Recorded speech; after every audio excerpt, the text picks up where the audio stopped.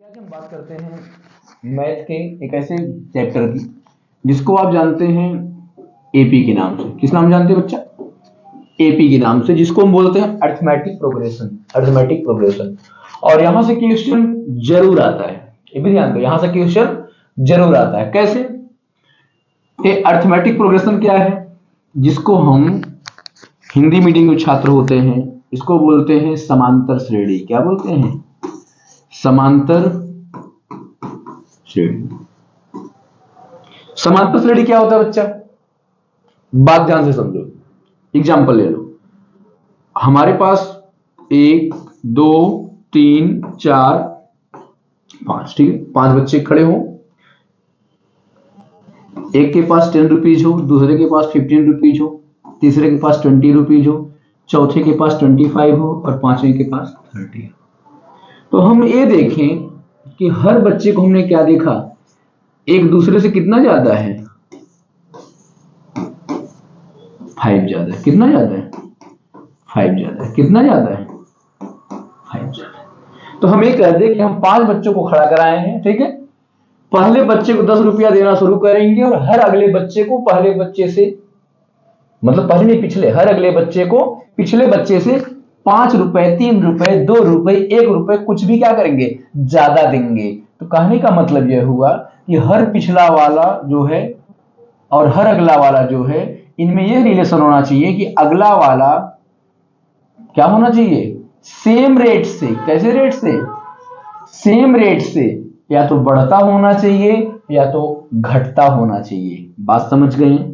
तो अब देखो, इस 10 और 15 के बीच में पहले बच्चे के पास 10 रुपए, दूसरे बच्चे के पास 15 रुपए। तो ध्यान देना, इन दोनों के बीच में जो एक डिफरेंस आ रहा है, इसको हम आज के चैप्टर में कॉमन डिफरेंस के नाम से जानते हैं। क्या बोलते हैं बेटा? कॉमन। कॉमन मतलब क्या होता है? जो सब में हो।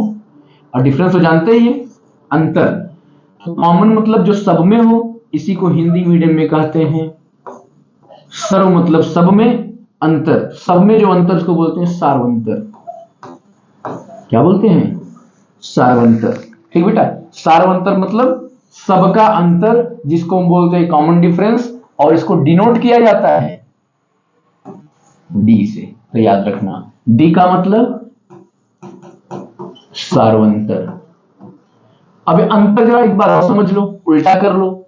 मान लो हमारे पास 1 2 3 4 5 बच्चे फिर हैं। हमने पहले वाले को 100 रुपए दिया, दूसरे वाले को 90 रुपए दिया, तीसरे वाले को 80 दिया, चौथे को 70 दिया और पांचवें को 60 दिया। अब देखो, इसके पास कितना है, इससे 10 कम है। इसके पास कितना है, इससे 10 कम है। इसके पास कितना है, इससे 10 कम है। इसके पास कितना है, इससे 10 कम है। देखो, अंतर जो हमारा है वो बढ़ते हुए भी हो सकता है, घटते हुए भी हो सकता है। इसका मतलब जो डी की वैल्यू है ये प्लस में भी आ सकती है, माइनस में भी आ सकती है। तो हम देख क्या रहे हैं, किसके आधार पर चल रहे हैं? आखिर सोचो, यहां -10 कैसे आया? जब हमने 90 में से 100 को घटाया तब तो -10 आया, क्योंकि 100 में से 90 गया 10, माइनस बढ़ा था इसलिए -10। अब जरा ध्यान दो, यहां पर अगर ऐसी बातें हैं, तो हम इसको फार्मुलेट कैसे करेंगे? तो यहां भी ध्यान दो एक बात का, कि गणित की भाषा में जो सबसे पहला पद इसमें होता है, चाहे जैसा क्वेश्चन आएगा, जिसके भी आधार पर आएगा, जो सबसे पहला वाला इसमें होगा, इसको हम बोलते हैं फर्स्ट टर्म। इंग्लिश में क्या बोलते हैं? First term. तो याद रखना, अगर इसमें पूछा जाए फर्स्ट टर्म कितना है, क्या पूछे? फर्स्ट टर्म, जिसको हम हिंदी में बोलते हैं प्रथम पद। तो ध्यान देना, टर्म को हम अगर टी शब्द से दिखाएं तब भी चलेगा। फिलहाल के लिए हमारे बुक में आजकल जो यूज किया जा रहा है वो ए यूज किया जा रहा है। कुछ बुकों में आपको टी दिखाई देगा, ठीक है, तो ए से दिखाएं चाहे टी से दिखाएं, गौर कीजिएगा। जो सबसे पहला पद होगा वही ए का मान होगा, वही ए का मान होगा। इसलिए यहां लिख सकते हैं कि ए बराबर प्रथम पद, मतलब किसी भी सीरीज में जो सबसे पहले लिखा रहेगा वो क्या होगा? ए की वैल्यू होगी। ठीक बेटा, और हम जब इसके आगे जाएंगे दूसरे पर, तीसरे पे, चौथे पर, पांचवें पर, तो जो भी बताना होगा हम ए के बगल में लिखेंगे। अगर दूसरा पद कहेगा A2, तीसरा कहेगा A3, चौथा कहेगा A4, पांचवा कहेगा A5। क्लियर हो क्या? समझिए नहीं समझिए बात को? इसी तरह से चाहे जो कहेगा हम उसका आगे गिनती लिखते चले जाएंगे। क्लियर है? तो हमने क्या देखा, हर अगले में से पिछले वाले को घटाने पर आ रहा है। देखो 80 में से 90 घटाएंगे -10, 70 में से 80 घटाएंगे -10, 60 में से 70 घटाएंगे -10। तो हमने क्या देखा, हर नेक्स्ट टर्म में से प्रीवियस टर्म को माइनस करने पर, मतलब हर अगले पद में से पिछले पद को माइनस करने पर जो वैल्यू आ रही है वही क्या है, सर्वंतर है। समझ में आई बात? अब सुन लो, अगर बेटा ऐसे ही करते चले और सबके बीच का अंतर क्या आए, सेम आए, तब हम इसको कहते हैं कि दिया गया श्रेणी समांतर है, अर्थात दिया गया क्वेश्चन समांतर श्रेणी में है। अगर ऐसा नहीं हुआ तो समांतर श्रेणी में नहीं है। ध्यान बात समझो, ऐसा नहीं हुआ समांतर श्रेणी में नहीं है। अभी मैंने पीछे बताया कि ए का मतलब प्रथम पद, ए का मतलब प्रथम पद, और डी का मतलब सार्वअंतर। सार्वअंतर मतलब मैंने क्या बताया, सार्वअंतर मतलब कॉमन डिफरेंस। तो प्रथम पद को हम क्या लिखते हैं, फर्स्ट टर्म। क्या लिखते हैं बेटा, फर्स्ट टर्म। और ये क्या है, कॉमन डिफरेंस। ये क्या है, कॉमन डिफरेंस। तो हर एक बात को अच्छे से समझना, ठीक है। अब बात होगी, ठीक है, हमने सारी बातें कर लिया। तो जो हम अभी तक कहते A1, तो दूसरा वाला क्या होगा A2, तीसरा वाला क्या होगा A3, चौथा वाला क्या होगा A4। समझो, ये जो गिनती 1 है, 2 है, 3 है, 4 है, ये क्या बता रहा है, इसको किसे दिखाएंगे, तो एक पदों की संख्या बता रहा है। तो इसको हम अगर AN से दिखाएं तो n का वैल्यू बार बदलता रहेगा, कभी n की वैल्यू 2 होगी, कभी 3 होगी, कभी 4 होगी, कभी 5 होगी, मतलब जो पद होगा रहेगा। तो हम इसको क्या लिख सकते हैं, पदों की संख्या। देखो पद की संख्या बता रहा ना, पहला पद, दूसरा पद, तीसरा पद। तो हम लिखेंगे n बराबर पदों की संख्या, n बराबर पदों की संख्या। इसको हम क्या बोलते हैं, number of terms, number of terms. Done बेटा, ये भी क्लियर हो गई। अब सोचो कि जो हम बार बार निकाल रहे थे कैसा था, अगले में से पिछला माइनस कर रहे थे, अगले में से पिछला माइनस कर रहे थे, अगले में से पिछला माइनस कर रहे थे। सोचो अगर ये n हुआ तो पिछला वाला इससे कितना कम है, 1 कम है, तो मतलब n -1। ध्यान देखो, अगर n हुआ तो a से कितना कम है, 1 कम है, n -1। हम समझ सकते हैं कि हर अगले पद में से पिछले पद को घटाने पर जो निकलता है वही क्या है, कॉमन डिफरेंस है, कॉमन डिफरेंस है। तो इसका मतलब हम यहां से इसको एक तरीके से डी का भी आगे क्लियर कर लेंगे कि क्या है।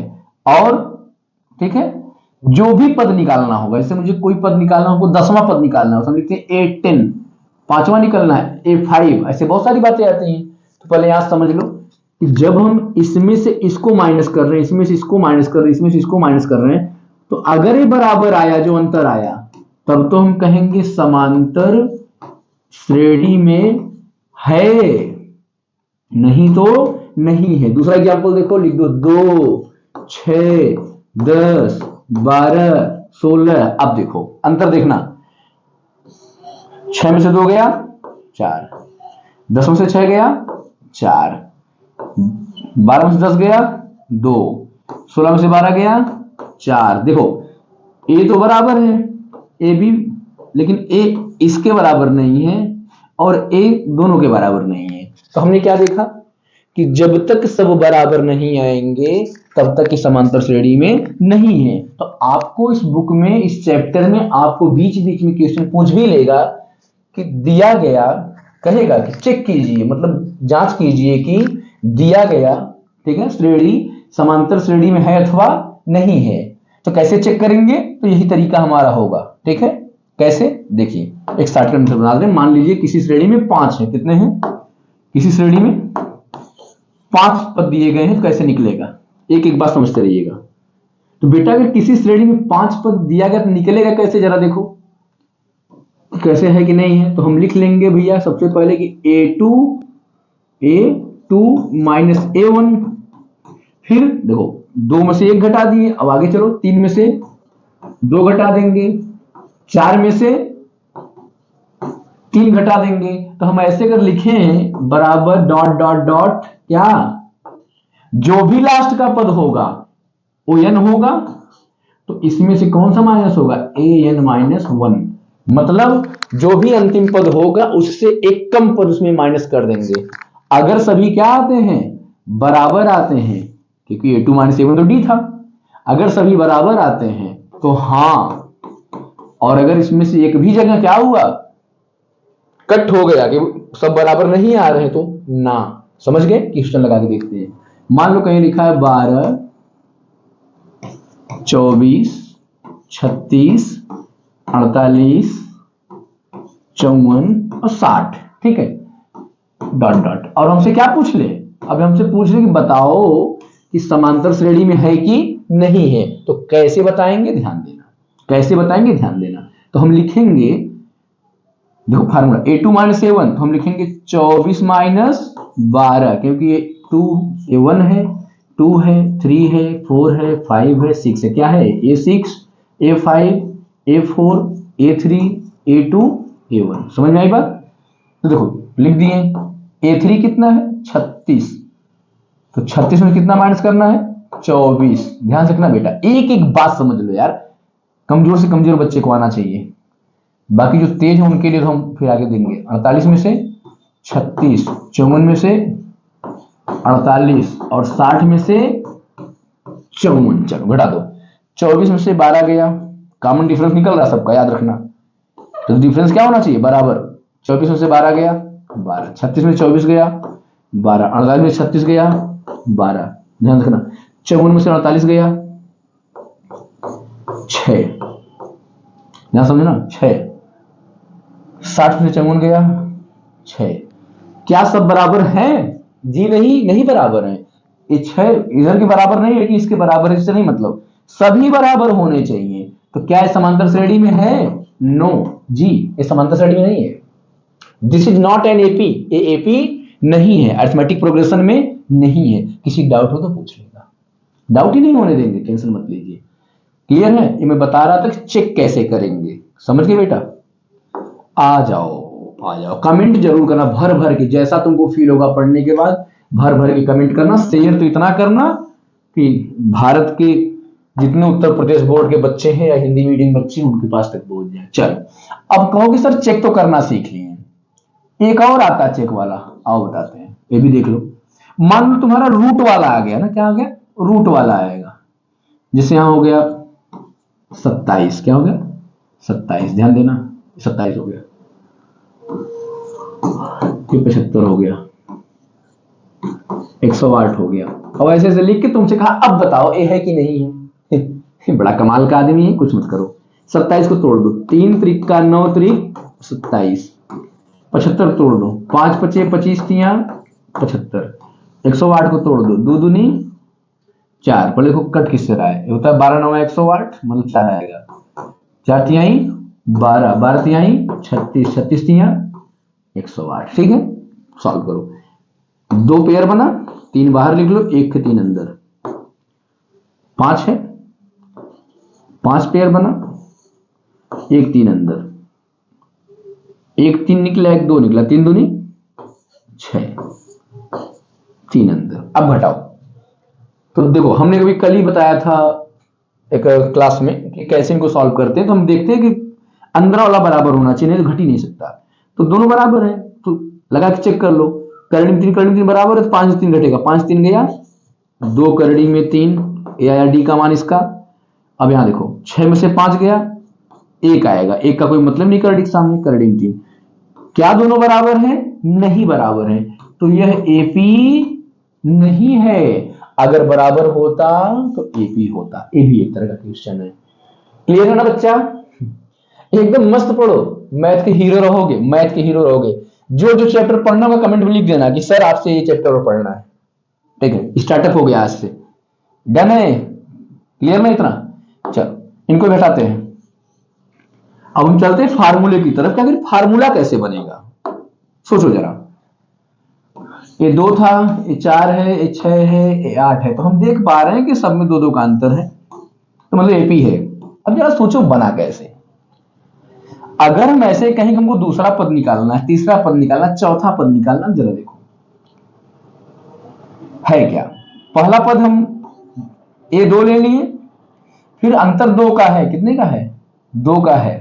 तो याद रखना इसका सीधा सिस्टम होता है कि जो भी पद निकालना हो, क्या, जो भी पद निकालना हो उसमें से एक कम कर दो, ठीक है। तो जो भी पद होगा n होगा, उसमें से एक कम कर देना। जैसे अगर 5वां निकालना है तो 5 से 1 घटा देना, 6वां निकालना है 7 से 1 घटा देना, जो, तो ध्यान से बात समझो, मतलब सॉरी, जो भी पद निकालना होगा पहले ध्यान दो, तो उससे 1 घटाना पड़ेगा यहाँ, n-1, और जितना डिफरेंस आता है सबका, जैसे निकालना सार्वंतर निकालना सिखा दिए हैं, उनका मल्टीप्लाई करके उस पहला पद जोड़ देना, एकदम आसानी से आ जाएगा। क्या आएगा, an मतलब जो भी तुमको पद निकालना होगा वो n का मान होगा। इस पर क्वेश्चन देख लो।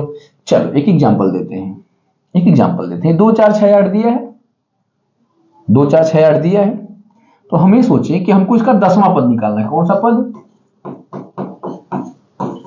10वां पद निकालना है, ठीक है, 10वां पद निकालना है। तो 10वां पद अगर निकालना है तो इसका मतलब हमारे पास 4 पद दिया, 10वां निकालना, निकलेगा कैसे। तो ऐसे क्वेश्चन में सबसे पहले हम मान रखेंगे किसका किसका दिया है। तो देखो पहले ए का देख लो, ए की जगह क्या लिखा बेटा, 2, कॉमन डिफरेंस डी निकालना है। तो मैंने बताया कि अगले में से पिछला माइनस, 4 में से 2 गया 2, लेकिन कब, अगर समांतर श्रेणी में हो तब, ठीक है, हमने आपको पहले क्लियर कर लिया समांतर श्रेणी में है। अब n की बात करो, n क्या है, n का मतलब जिस पद को निकालना वही n है। कौन सा निकालना है, 10वां पद निकालना है, n की वैल्यू 10 हो गई। समझ गए बात, समझ गए ना। अब देखो, तो हमको निकालना क्या है, जैसे यहां n की वैल्यू पुट करेंगे क्या हो जाएगा, 18, तो मतलब हमको पता करना है 18। ऐसे ही पर लिख लेना कि a बराबर 2, d बराबर 2, n बराबर 10 और 18 बराबर क्वेश्चन मार्क, यही निकालना है।